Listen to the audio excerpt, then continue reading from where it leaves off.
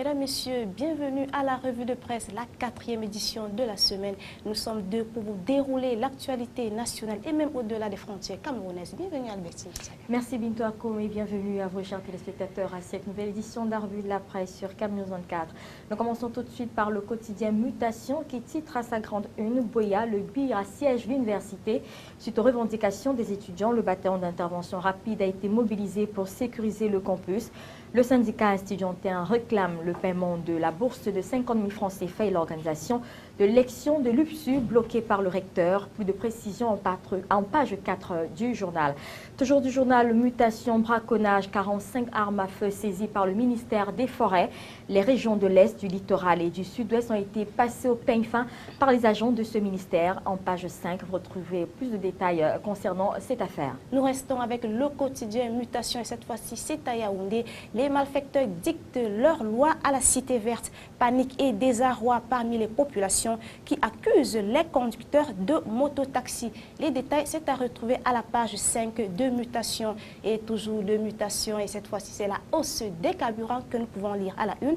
Un expert tense le FMI. Selon Pierre Alaka, la démarche du FMI est suicidaire pour le Cameroun. C'est à lire à la page 15. Autre information retrouvée dans le journal Mutation ce jour, c'est l'information relative au RDPC. Jean Kouété prévient la rébellion au Sénat. Le secrétaire général du parti au pouvoir exige de la part des sénateurs une loyauté sans faille vis-à-vis du président Paul Biya.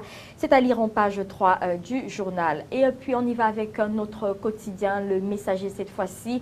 Fonds publics, la sœur de Paul Biya et les 130 millions de francs CFA. C'est le titre qui barre la grande une de ce quotidien ce jour. Des dizaines de millions de francs CFA ont été décaissés du trésor public pour l'évacuation sanitaire de la sœur aînée du président de la République en Afrique du Sud. En page 3, plus de détails. Toujours du quotidien, le Messager, conflit inter-village. Le préfet de la Maison met un fonds de Santa en détention préventive. Fonds candidat Peter Ngoufor et 3 de ses notables séjournent depuis vendredi le 3 mai 2013 à la maison d'arrêt de Bamenda. C'est à retrouver dans le journal. Toujours du Messager, c'est le panafricanisme, développement, élection, intégration et homosexualité. Les leçons d'Obiangema au chef d'État africain. Quintessence d'un échange avec la pression à Malabo mardi dernier en prélude aux élections sénatoriales, législatives et municipales le 26 mai prochain. C'est à retrouver dans les pages 8 et 9 du quotidien Le Messager. Et on reste avec Le Messager pour parler de cette autre affaire. Douala, 2 morts dans un effondrement.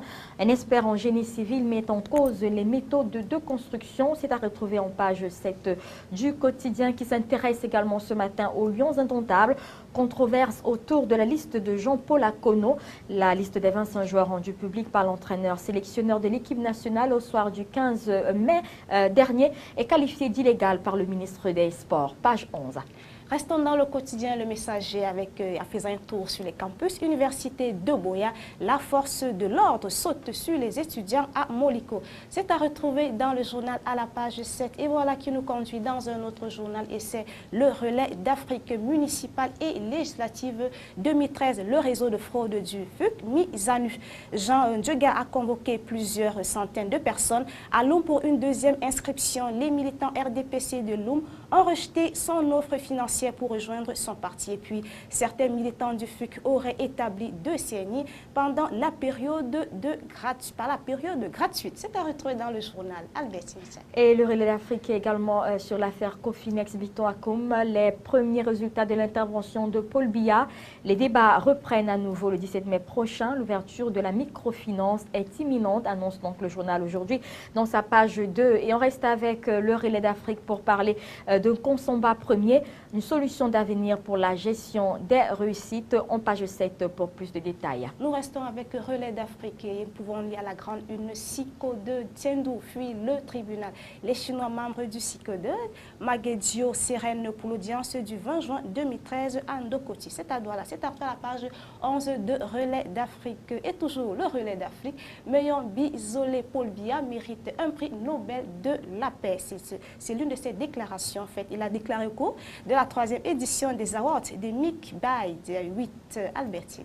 Avec le Diapason, c'est un autre journal qui paraît au Cameroun. Fin des subventions au carburant. Le FMI maintient la pression. C'est la une de ce journal ce jour. Le rapport du FMI conclut que les subventions énergétiques de la région sont coûteuses et empêchent la réalisation des dépenses sur des projets sociaux et d'infrastructures dont le pays a besoin. Page 5 pour plus de précision. On reste avec le même journal qui parle cette fois-ci de la CEMAC Gabon. Les manifestations contre les crimes rituels ont été réprimées de ce côté-là.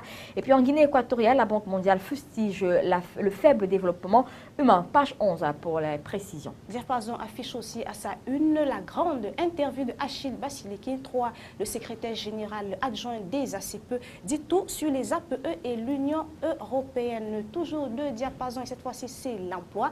L'école des sciences et techniques maritimes recrute et des conseils pratiques sur les métiers de l'enfance et des offres d'emploi.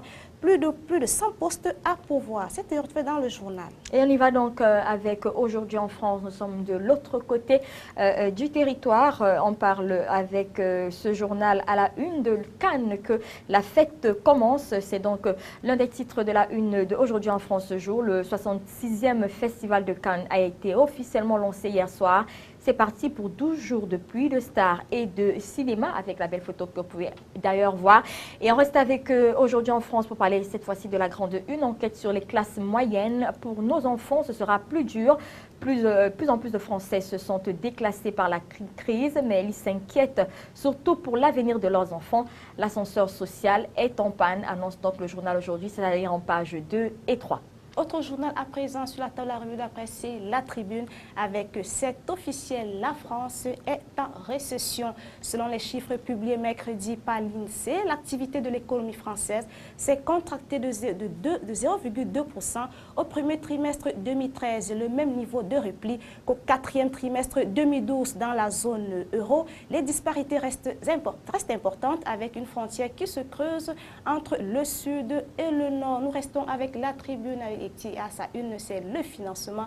Pour mener son action, le PIB ne s'interdit rien. Nicolas Dufour a détaillé la doctrine d'intervention de la structure publique de financement des entreprises. Elle pourrait être intéressée par Euronext.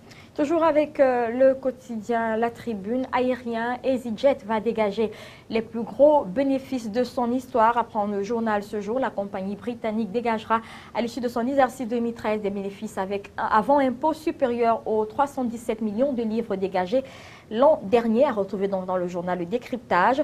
Et puis fiscalité, la défiscalisation outre-mer doit-elle être maintenue? C'est la question qui est posée dans la Tribune de ce jour. L'Assemblée nationale préconise le maintien des dispositifs de défiscalisation des investissements outre-mer, avec toutefois quelques aménagements. Et le Figaro, lui, s'intéresse sur Hollande, dos au mur. Et lors de la situation économique qui s'est encore aggravée, le chef de l'État tient aujourd'hui la deuxième conférence de presse pour tenter de dissiper les doutes grandissants sur sa position. C'est allé dans le journal toujours du Figaro et cette fois-ci c'est le Festival de Cannes. Pourquoi l'humour n'est pas au programme? C'est à retrouver dans le journal. Et on reste avec le Figaro pour parler du prix de l'immobilisme qui est développé également dans les colonnes de ce journal ce jour. Un an à peine après son élection, c'est un paysage économique dévasté que contemple François Hollande depuis l'Élysée. À retrouver dans les grandes réformes toujours promises, jamais lancées dans le quotidien. Et puis avec Le Monde, on parle également de cette récession en France, récession pouvoir d'achat. Hollande face au mur des réformes, c'est à retrouver dans le quotidien. À présent, c'est Le Monde avec les violences du Trocadéro, la vengeance des ultras. Manuel Valls et le préfet de police fragilisé après les incidents et les attaques de la droite. C'est à retrouver dans les pages du journal Le Monde. Nous restons avec Le Monde et c'est la récession, pouvoir d'achat Hollande dos au mur, Hollande face au mur des réformes. C'est à retrouver dans le journal et ce sont les indicateurs économiques qui sont alarmants. Le PIB est en recul de 0,2% au premier trimestre, tandis que le pouvoir d'achat a chuté de 0,9% en 2012. Et le chef de l'État doit lancer jeudi an 2 de son quinquennat lors d'une conférence de presse et Bruxelles impose à la France des réformes structurelles. Quelles sont les mesures les plus urgentes à adopter? 6 économistes répondent, c'est-à-dire dans le journal Le Monde. On y va donc avec les Échos cette fois-ci. La récession contraint la France à se reformer. Là également, on parle de cette récession dans le journal. Des indicateurs toujours très négatifs et croissance, investissement des entreprises, pouvoir d'achat. Tout ceci est donc au rouge, comme vous pouvez le voir dans ce graphique qui vous est proposé par le journal. Et puis, les Échos s'intéressent également ce jour à Facebook qui a rebondi un an après le fiasco boursier.